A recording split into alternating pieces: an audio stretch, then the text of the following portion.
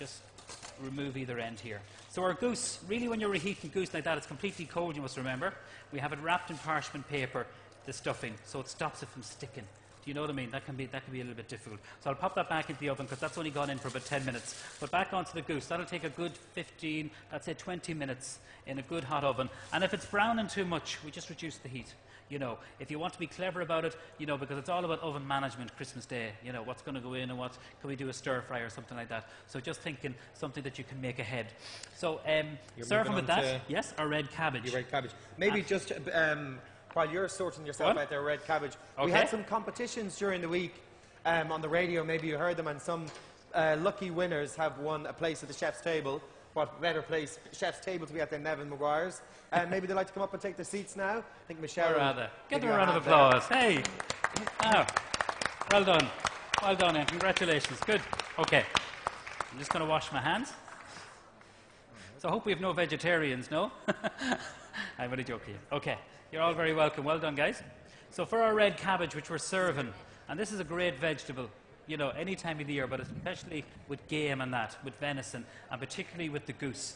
So we cooked off, we made this yesterday in the restaurant, sliced the red cabbage, cook it in vinegar, balsamic vinegar, apple juice, some mixed spice, brown sugar, and lots of apple juice and grated apple. And we cooked that really, because we've done a big huge pot of it, for probably about 2 hours. It does take quite, it depends on how thin you cut the cabbage. Then when it was cooked, I tasted it. So if it's too sweet, add more vinegar. If it's too sour, add more sugar. So just readjust it to your taste buds. And again, you can put some dried fruit, whether you want cranberries or you want sultanas, they work really well.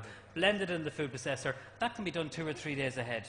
It's a really good thing to have already made in your fridge. Warm it up in a pot, so you're not using the oven.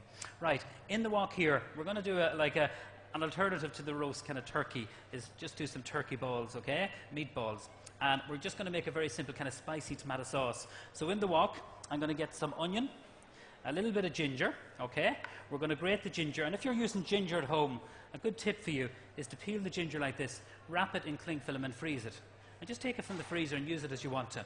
Okay, we're going to sweat this off, a little bit of oil into the wok. That's going to go here. Roughly about a tablespoon. We don't want it too hot, so just be careful. The induction is fabulous. It's a very, very quick way of cooking. In goes 1 small green chilli, onion, and then some garlic. So we're going to crush the garlic. Okay? So just, if there's any green, I'll just cut this here, garlic into it. There's a French chef that taught me this. Just remove the green from the garlic if it's going into That's sprout. the bitter bit. Yeah, that's the bitter bit, and also gives you cramp in your stomach, he told me. So I didn't know that, to be honest with you. So that's what those pains were. That's what it was. It wasn't your bad cooking. No. Okay, so in goes the onion. Excuse me, the onion's in there, the garlic. And then we're going to use some ginger. So we're using the root ginger. I'm going to grate that. Thanks a million, Katrina. Lovely. And into the wok. Again. Yeah, these are brilliant. These are absolutely fantastic. So just watch your fingers when you're doing this. We'll just give this a little stir. So what you're doing, you're getting all the beautiful aromatic flavours coming through. Okay? A little bit of, sorry about that, a little bit of ginger in there, onion, garlic. It's not up full. I want it to slowly cook for a moment. And then what I'm going to do... That's often the mistake that people make, isn't it? They have the heat too high and then they cook all the flavours out. That's it. It burns. So some garam masala in here. Okay? And of course the thing is, it's easier to raise the heat a little bit than to come back down again. So you're better off underestimating your heat and then raising it up a little bit than going Absolutely. You're absolutely right. Let this slowly cook out. So we have our onion, our ginger in there, the garlic, and of course there may be some people that don't like garlic. That's absolutely fine too. So it's nice and aromatic. You're cooking out your spices. Okay? We're going to put a little bit of some curry powder into that, which is here. Okay? So some tandoori curry paste and a little bit of turmeric. Now, so that goes in there. So you're cooking out your spices. Very, very important. And the turmeric. Otherwise, it has this terrible raw taste. If you nothing worse than it. There's nothing worse than it. And this is the kind of a sauce that you can have made 2 or 3 days, even a day ahead, and it actually tastes better. It's one of those things that people love making, and it tastes better. So you cook that out just for a moment. In the Thermomix here, okay, we have some tomatoes, and this is a super piece of kit here.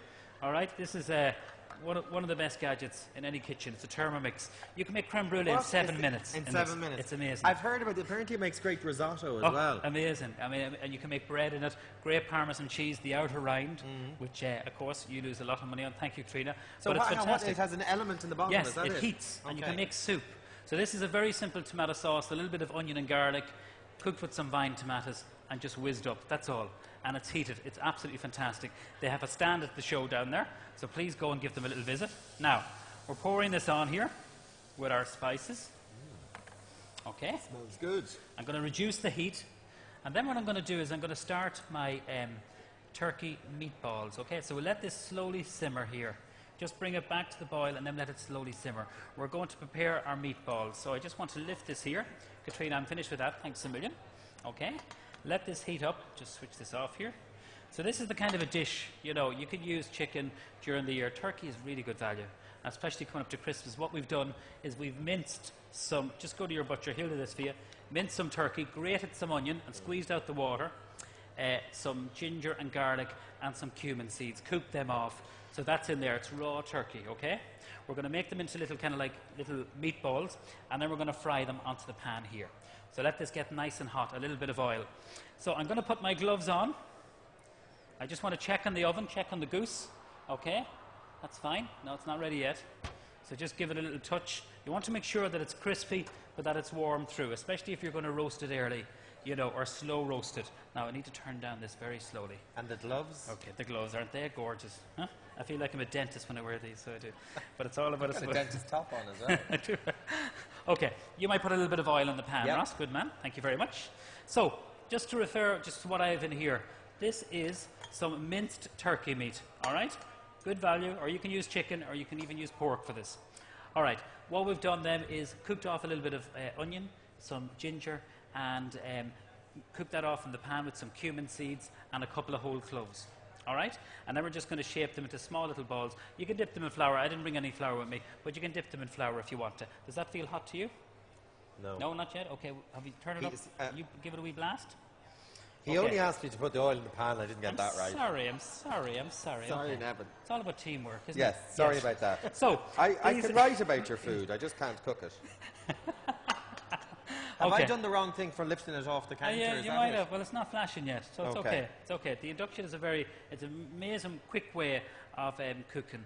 And our thanks to Mila, they have a fabulous setup. I was down in their showrooms last Saturday cooking. Have you been there? Anyway, superb.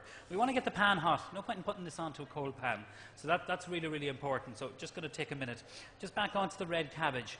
When you blend it, then you can put in some more apple for a little bit of texture into that, or you can put in some sultanas. It's a beautiful vegetable and works really well, I think, with the goose, which we've done. What I'm going to show you also is to make a really nice reduction sauce, because goose, as I said, it's very rich. Raven, of course, is going to recommend a fabulous wine, but a really nice reduction of honey and cloves with vinegar, so it's sharp. If it's too sweet, it's too rich, and it is a rich meat. How's that feeling there? We getting there? You might get a sizzle out of that. Think so? Okay, we'll give it a go. So, we may have to lift it on and just start again. So with your little meatballs, all right? Oh, that's good. Sizzling. Well done. I'm happy with that. Are you? There we go. Okay, well done. Okay, arrange these. And this is very rustic. You know, you can do these into nice little, perfect little shapes. We're going to just seal them off in the pan, and we're going to finish them in the sauce. So I like all these words. Rustic. Rustic means it isn't uniformly shaped. Yes, exactly. Yes. That's Cajun means you've burnt it. No, caramelised. Oh, is that caramelised? Sorry. I'm only joking, you know. If it's over caramelised, that's a posh term. So we just seal these in. All right, lovely. And that's the wee bit of ginger, all right? You've grated the ginger in. There, a little bit of, you've cooked that off. A little bit of ginger again, and we're using the root ginger in this. So we'll just put a couple more onto the pan. And just shape them. They don't have to be too big. You can make them much bigger, rounder, whatever kind of shape you want. Our sauce is really on, lovely and low. It's simmering. It's not too full-on heat. And just gently press that down. Remove the gloves. And they go into the bin. And then we just seal them off, just on either side. Thanks, Katrina. So just using the palette knife. So we're just looking for a little bit of colour.